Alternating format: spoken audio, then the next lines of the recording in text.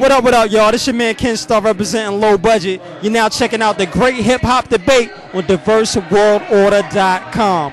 Log on, check it out.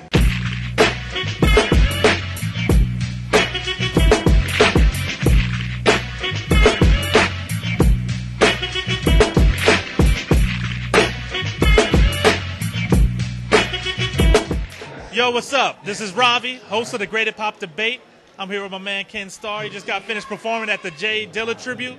You know, to ask you a question, man, like how did J Dilla impact your music and impact, you know, what you're trying to do in the rap game today? I mean, first and foremost, you know, as an artist, I'm inspired by good music. And obviously, J Dilla was one of the greatest to do it on the production end of things and on the MC side of things as far as I'm concerned. So, you know, like he was one of the, you know, one of the ones that was really good at what he did. And, you know, it's part of that good era of music that really helped me formulate the type of artist I wanted to be. So definitely a major influence. Yeah. Like, how did this show come together? Like, how did they choose you to become part of it? Like, how did it all come together?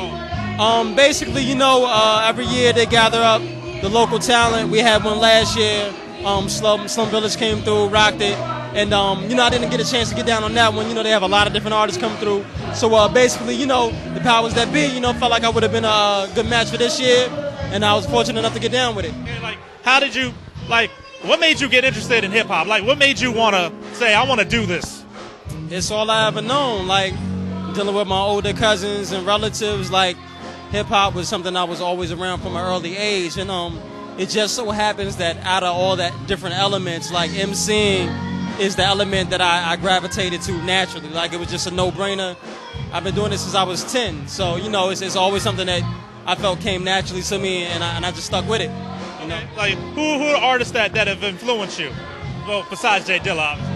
I mean, really too many to name. Like I said, like, if you make good music, you know what I'm saying? If you're somebody that maintains your artistic integrity, you know, and don't sacrifice that, you know, for the sake of the majors and popular demand, so to speak, that's something I can respect. I mean, you know, Golden Era, Tribe. I mean, it's everybody. It's really too many to name. Like, if you're making good music from any time period, like, you influence me straight up. Yeah, I know a lot of people now talking about the state of the game. Nas put out the hip hop is dead thing. Now we got the Imus thing. Well, we had the Imus thing. Now we got them. They're doing the burial of the N-word. They're attacking rappers. NAACP. Like, how do you feel about that? How do you feel about the state of hip hop right now in 07? I mean, I know a lot of people are upset, you know, with the current state of the game. I'm not mad at the South's dominance right now. I think everybody deserves their time in the limelight, and they deserve it. They've been waiting long enough. You know, every region has had their own time to shine, you know, from the east to the west. You know what I'm saying? I think the problem is the lack of balance in the game. I don't think it's good to have any one type of music, you know what I'm saying, or subgenre of music to dominate completely. And that's what, you know, we're dealing with right now. And I think once that balance is restored, like, everything works in cycles. So once that balance is restored, you know what I'm saying, I think things will be, you know, city hip hop will be much better. You know what I mean? Right. Because I know I've been told that you wrote an editorial, I guess, on your page about the N-word. Like, how do you feel about them trying to get rid of sort of words out of the language? Well, first and foremost, I think you're referring to a blog that I posted on my MySpace page, which was clearly labeled as being written by someone else and posted on another website. So I just wanted to clear that up. Okay. I posted it because I felt like it was a very interesting read. Personally, I do understand the standpoint of those who are against the N-word and want to abolish it completely in any sense. But I can also say, from the flip side of the coin, being a part of this younger generation, the older generation really seems to, they're not able to understand the fact that we have been raised with this term as a term of endearment. That's not just an excuse. It's reality.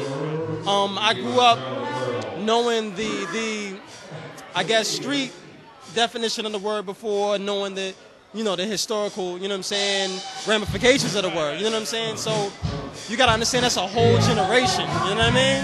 And that's going to take time to fight. I respect it. Me personally, I'm one of those people that feel like it's a matter of how you use it. It's a time and a place for everything. I feel like if I want to use it as a term of endearment, you know, That's my personal decision. I don't feel like I should be looked down upon for that, unless I use it in an ignorant way. Now, some people make the argument that any use of the word is ignorant, but to each his own. You know what I mean? Straight up. You know what I mean? Well, sort of shifted it a little bit. Now, we're in 07, but 08 is coming up. Bush is on his way out, thank goodness, right? And, you got Barack Obama, you got Hillary Clinton, you got a lot of interesting candidates going out, not only the Democrat side, but the Republican side. In 04, you had the whole vote or die thing, trying to get the hip-hop vote out. Like, politically, because I know, what I'm saying, we're trying to get the conscious movement back in hip-hop in terms of people thinking about hip-hop and politics. Like, how do you see hip-hop impacting the 08 election that's coming up here? I mean, the youth, the hip-hop generation, it's power in numbers, man. We had the opportunity to really make our voices heard. You know what I'm saying? And it's just a matter of taking that opportunity to make something happen with it. We got the power, we just got to use it. You know what I mean? Right. Do you vote? I don't. I mean, so why don't you vote? You know what? I'll honestly say it's due to a lack of knowledge. I'm not going to go out and vote somebody because other black people tell me like, oh, yo, this is who black people are for. If I don't have the time to really research the candidates and really know their issues like the back of my hand, I'm not going to waste my vote. Some people make the argument I'm wasting my vote by not using it, but I'd rather make an informed decision. And, didn't have the opportunity to last time, so that's what it was, you know what I mean? Okay. All right, well, I just want to, I'll wrap this up. Well, actually, my partner who's actually helping me out wanted me to ask you this question was, okay, if you had the opportunity to, would you run for public office? Not at all. No?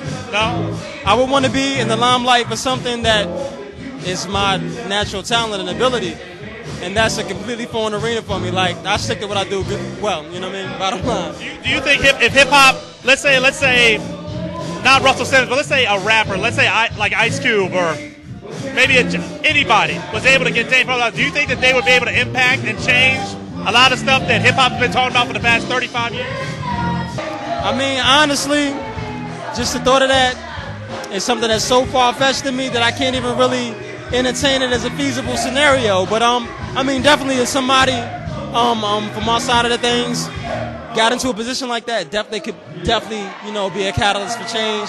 But it's just a matter of making something like that happen, and I really don't see the powers that be like really allowing something like that to happen. But but the Terminator is governor, so stranger things have happened, Okay. When you hear that term, urban intelligence, what does urban intelligence mean when you hear that? When I first hear it, I'm thinking it's intelligence attributed to those who aren't expected to have it. Urban to urban youth, we're just not expected to, be intelligent beings. And, it's like a comment that I get a lot of times when doing interviews is like, you're very well spoken, you're very articulate. And it's like, why is that a surprise? Like, I'm a grown man, I'm an educated man. Like, why wouldn't I be? Just because I rap. Like, the stereotype and the stigma that's attached to us as urban youth, I think it's unfair. So when I hear that term urban intelligence, that's what I feel like. It's intelligence attributed to those who aren't expected to have it. Straight up. Well, just to wrap this up real quick, you know what I'm saying? You've been doing a lot of things. You know what I'm saying? Like, I know personally, I was very impressed with the stuff you got on your MySpace page, and they want to hear more. What is the future for Kenn Starr? What are you looking at doing in the next 6, 12 months, and maybe even the next couple of years? Music. I just want to continue to build my brand. I want to continue to evolve and develop into the best artist that I can be. I feel like there's a lot of room for growth. I think that's where a lot of artists make their mistake. They come into it just feeling like they've already hit that glass ceiling, like they're just the best that they can be. And I feel like there's so much more I can accomplish, so many more people I can reach through the music. Like, putting out my first album really made me realize how far music reaches and how many lives it can affect. Not saying I'm going to be completely, socially conscious records and things of that nature, but just the overall power of music. I'm really looking to exploit that. You know what I'm saying? It's really a powerful thing, and I think a lot of people take advantage of it. So I'm really just looking forward to cultivating that and doing something special in my career. All right, well, I'd like to thank you for doing this interview, man. You're doing good things, and it's Robbie, Great Hip-Hop Debate, here with Kenn Starr at the J Dilla Tribute. You can check us out, more things on www.diverseworldorder.com, and you can check him out. What's your website? www.myspace.com /Kenn Starr. That's 2 N's and 2 R's. Holla at me. Check it out. Peace.